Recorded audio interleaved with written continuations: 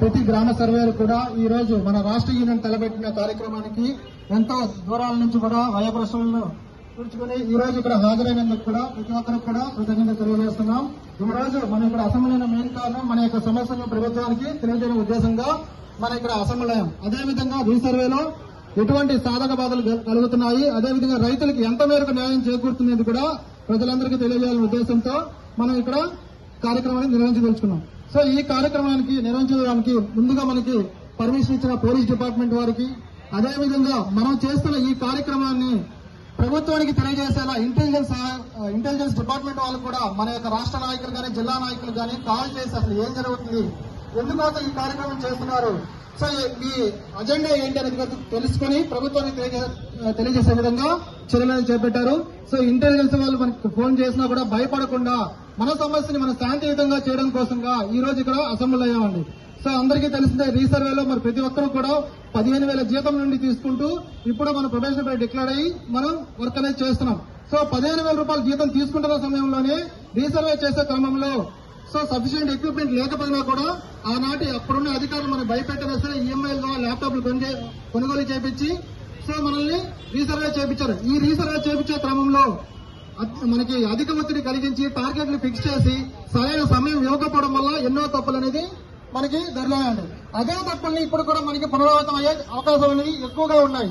So దయచేసి ప్రభుత్వానికి మా యూనియన్ తరఫున విన్నవించుకునేది ఏంటంటే మన గ్రామ సర్వేలు ఎవరైతే రీసర్వే చేస్తున్నారో రీసర్వే చేసే క్రమంలో తగినంత సమయం ఇస్తూ అదేవిధంగా రీసర్వేకి అవసరమైన ల్యాప్టాప్లు చేశారు.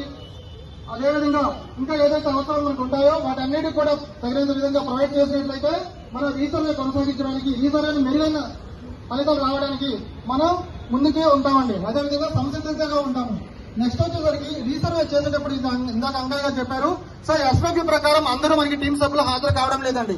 సో ఎవరైతే హాజరు కాకుండా ఉన్నారో అలాంటి సమయంలో మనం రీసర్వేని సో అందరూ వస్తేనే చేద్దాం, లేని పక్షంలో ఆగిపోదాం.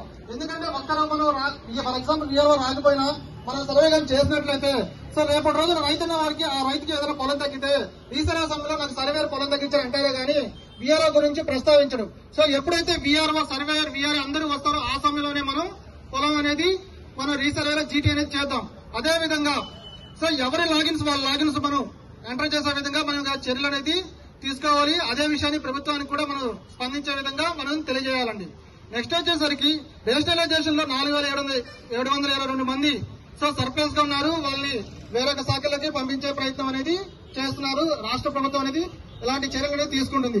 సో 4,722కి మెరుగైన వాళ్ళ విద్యార్థులను బట్టి మెరుగైన ఉద్యోగ డిపార్ట్మెంట్ లోకి పంపించే ప్రయత్నం చేయడం సబబే. అదే విధంగా మిగిలిన 5,000 చిల్లర ఉన్న గ్రామ సర్వేయర్లు ఎవరైతే ఉన్నారో వాళ్ళందరూ కూడా రీసర్వేలో మనకి ఉంటారు కాబట్టి వాళ్ళందరూ మాతృశాఖ సర్వే శాఖ డిపార్ట్మెంట్ కి చేయడంతో పాటు అదే విధంగా టెక్నికల్ పరంగా మన ఐటీఐ డిప్లొమా ద్వారా మనం జాయిన్ అయినా కూడా ఎంతో మంది బీటెక్లు ఎంటెక్లు చేసి గ్రామ సర్వేయర్లుగా మనం ఇక్కడ ఉద్యోగాలు అనేది గత 5-6 సంవత్సరాల నుంచి చేస్తున్నాం. సో ఈ రేషనలైజేషన్ ప్రకటనలో బయటకు వెళ్లిపోయిన సర్వేలతో కాకుండా మిగిలిన వాళ్ళకు కూడా ఒక పదోన్నతి కల్పించే విధంగా రాష్ట్ర ప్రభుత్వం అనేది చర్యలు తీసుకునే విధంగా చేపట్టాలని కోరుతున్నామండి. సో ఇక్కడ మనం ఐటీఐ డిప్లొమా స్థాయి ఉన్నా కానీ రీసర్వే ప్రక్రియలో వచ్చేసరికి టెక్నికల్ గా మనం వర్క్ చేస్తున్నామండి. సో అందుకోసం ఏంటంటే మన గ్రామ సర్వేలు కూడా టెక్నికల్ పే స్కేల్ గుర్తించి అటువంటి చర్యలు అనేది ప్రభుత్వం తీసుకోవాల్సిందిగా కోరుతున్నాము.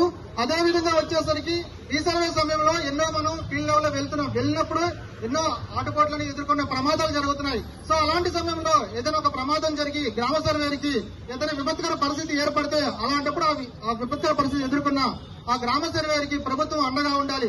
అదేవిధంగా మెడికల్ రియంబర్స్మెంట్ అదేవిధంగా అతనికి సేఫ్టీ కూడా తీసుకుని రీసర్వేకి వెళ్లే విధంగా చేయాలండి. ఇంకోటి వచ్చేసరికి మనకి రీసర్వేతో పాటు సో మల్టిపుల్ పాసేజ్ అనే ఒక విపత్కర పరిస్థితిని ఎదుర్కొంటున్నారు. సో ఈ క్రమంలో ఏం జరుగుతుందంటే గ్రామ సర్వే డిపార్ట్మెంట్ రెవెన్యూ డిపార్ట్మెంట్ పనులతో పాటు